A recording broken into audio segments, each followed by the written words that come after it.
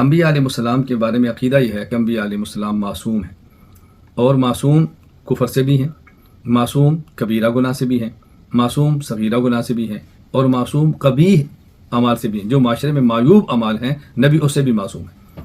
معصوم ہونے کا معنی یہ نہیں ہے کہ نبی گناہ کرتا نہیں، معصوم ہونے کا معنی یہ ہے کہ اللہ اپنے نبی سے گناہ ہونے دیتا نہیں۔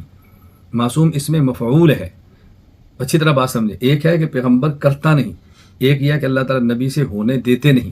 اگر نبی کے ذمہ ہوتا بچنا تو ممکن ہے کوئی بندہ کہتا ہے جی بشری تقاضے کے تحت کوئی بات کہہ لی ہوگی۔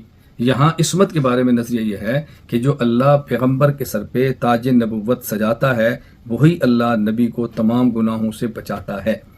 تو جب بچانا اللہ نے اپنے ذمہ لے لیا تو بات ہی ختم ہوئی۔